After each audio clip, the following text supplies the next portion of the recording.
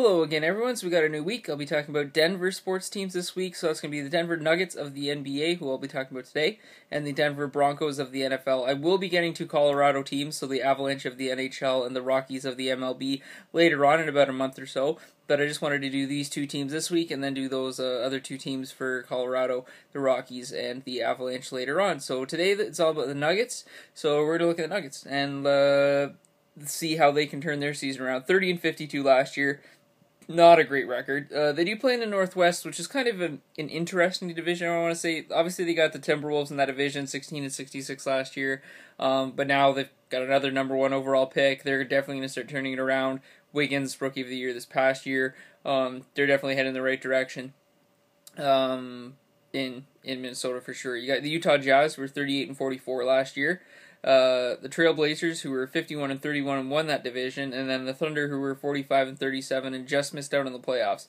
I think the Jazz have the team that can make the playoffs this year. I think the Trailblazers are going to go from a number 5 seed and miss the playoffs this upcoming season, and I think the Thunder are going to find a way to get back in. I just think with Durant and Westbrook, that team just has such a good 1-2 punch there that they have the talent to get back into the playoffs. I don't think the Timberwolves are going to make the playoffs this season or anything like that, but I definitely see them having the potential to maybe have a similar record to the Nuggets last year, go from 16-66 to a 30-win season kind of thing. I definitely think they can double up on their wins from last year. Compared to last year to this year, I think the Wolves will be a better team. And I do think the Nuggets have a tough road ahead of them. Based on how they played last year, based on the guys they still have, based on how not any really big-name free agents have landed in Denver.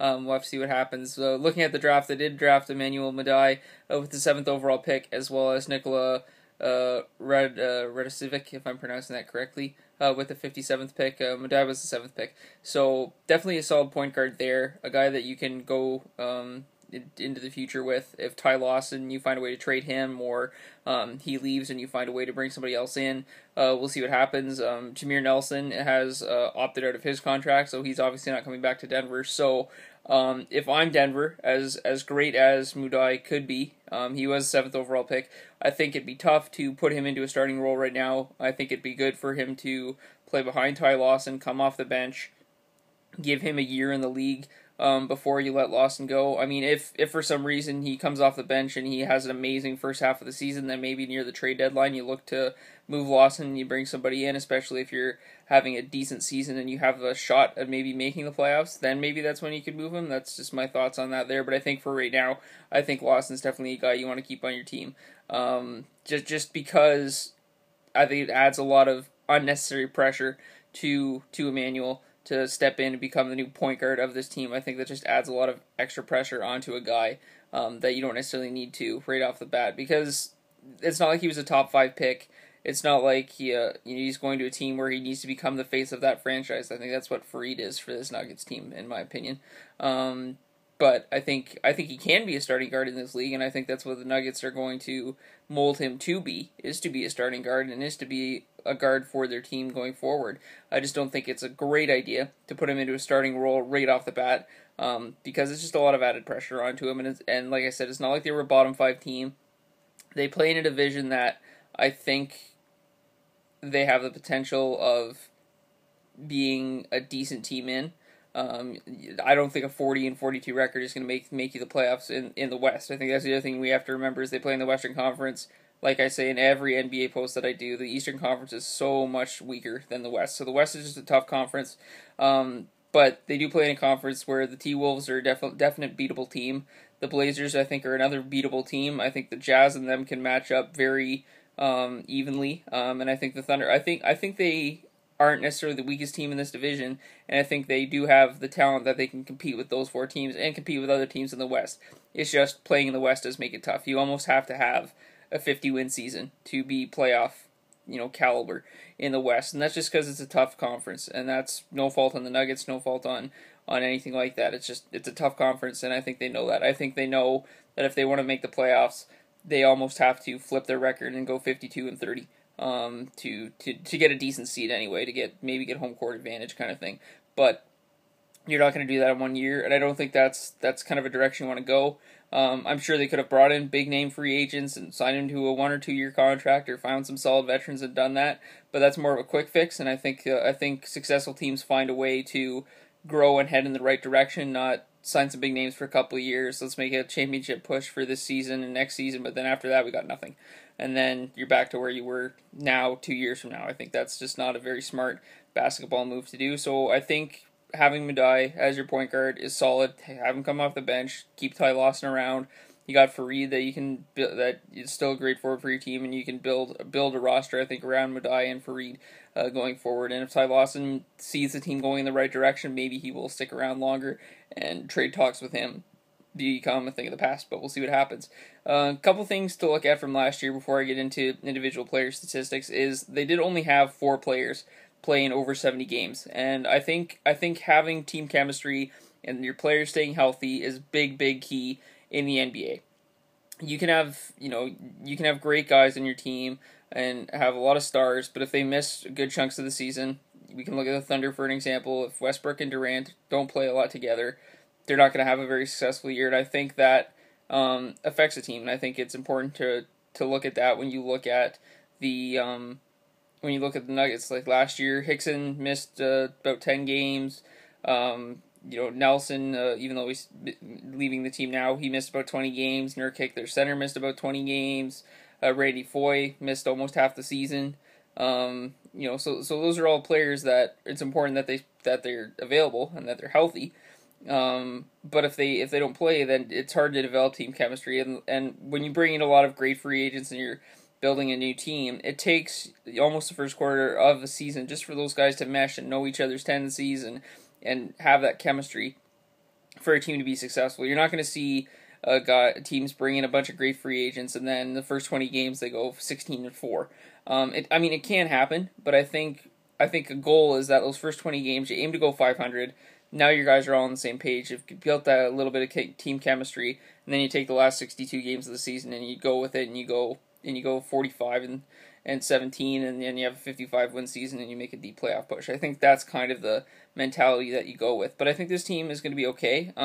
They did have 4 players last year who averaged 6 rebounds a game, which is great. When you look at those guys, Nurkic, even though like I said he missed 20 games, averaged 6.2 boards per game.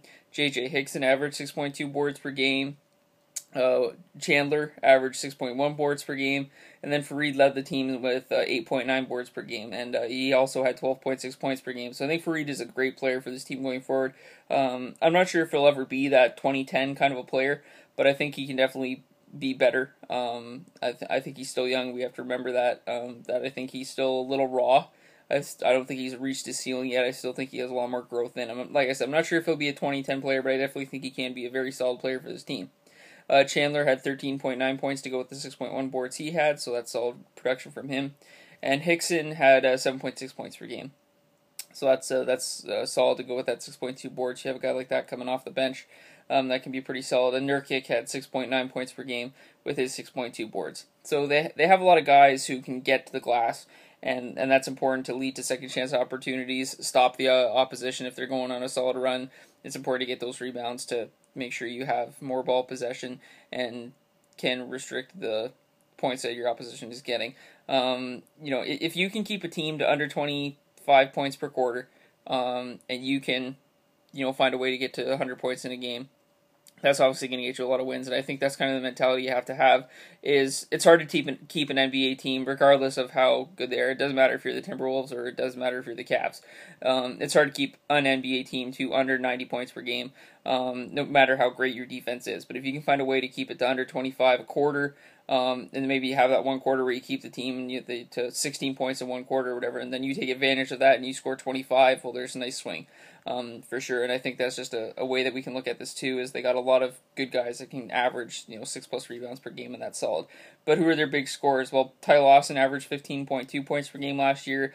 Gallinari averaged 12.4, and Ty Lawson was their leading scorer with 15.2 points per game, so they didn't have a 20-point per game guy, and that's probably another big reason why they had a 30-52 record, is they didn't have a guy that went out and scored you 20 to 25 points on a regular basis.